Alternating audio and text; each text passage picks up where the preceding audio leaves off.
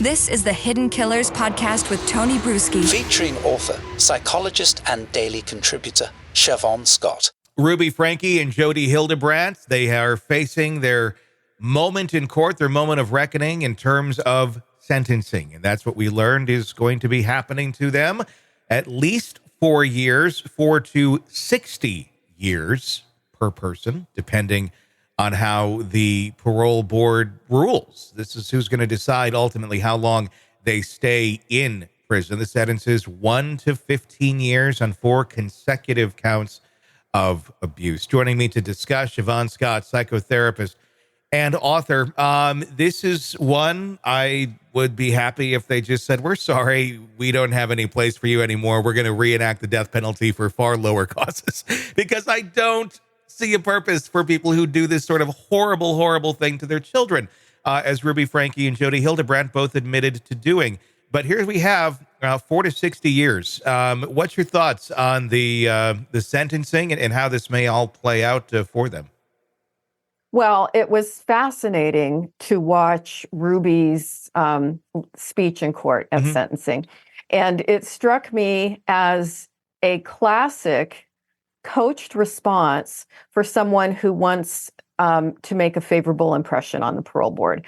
I used to work for the conditional release program in California, and it's a complicated job, but it was forensic in the setting of the state mental hospitals where people had committed violent crimes, mostly felons, and they were deemed to be criminally insane. Sure. And part of my role there was to try to determine which people should be considered as eligible for getting out. And there were 3 things that we looked for. The first was responsibility, that they took full accountability for every awful thing they had done. They had to own it, and own it in a very specific way. Then they had to have insight, meaning they had to at least be able to verbalize, this is why I did what I did. I was hallucinating at the time. I wasn't taking my medication. Whatever it was, they had to be able to describe where they went wrong, what their thinking was. And then they had to be remorseful. They had to, express regret and show that they really were aware of the impact that their crimes had had. Boy, she ticked the boxes on that. Ruby just nailed it. And I think she's narcissistic, but she is not stupid. And if she wants to get out in 3 years or 3.5 years, whatever it would end up being, the most lenient sentence. Yeah. This was the speech to the parole board that a person who was very strategic would give. I mean, it seems like, I don't know, do parole boards not see through those sort of things? I mean, if you're ticking those boxes, or do they just, they already have overcrowding problems, or like, well, they seem to they at least know the speech. A lot of them don't. Let's let this one go. It seems very hollow. That's the way it felt when she gave the speech in prison the other day. Yeah. She acted well. The acting was okay. It was, like community theater, great, but it was there. Do they see through this sort of thing? What do you see happening here when it comes to the parole board that's going to decide her fate ultimately? Obviously, they have to take into account her actions as well, and what she's admitted to doing. Yeah. It's, I think, very subjective with every parole board. And are there some that would see through it? Yeah, probably most. How would that impact them? And to what extent is it just, no, she has said all the things that we need to hear, and she says it in a convincing way, and therefore we're, checking the boxes off and letting her go. So it seemed entirely insincere and manipulative to me. We also, of course, have Jody Hildebrandt, who gave her statement too. I sincerely loved these children, is what she said. One of the reasons I didn't go to trial is I didn't want them to relive this, making herself kind of the hero, making it about her. Yes. How narcissistic can you get in that sort of a statement? Or do you think it's fair that both of them received the exact same sentence? Yeah, I think they were both involved to, extreme degrees. So yeah, that didn't strike me as off. And the thing about her loving the kids, she was a wannabe cult leader. Yeah. I mean, she had her control and power going.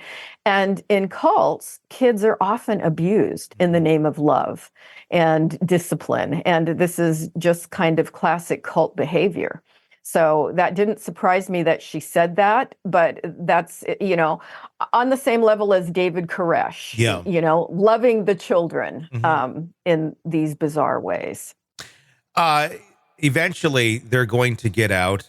Who knows what journey or path they may go on. Ruby didn't seem to be the one who was trying to start the cult. She seemed almost kind of drawn in, and Jody rather seemed to have kind of fed a lot of those needs that she was so desperately wanting.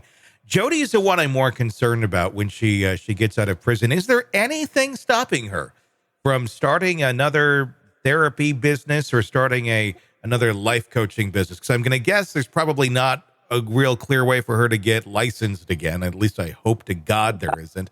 But there ain't nothing stopping her from going online to, Buck's certification for being a life coach and then starting up maybe under a different name. I mean, she could realistically be out there doing this again very soon, could she not?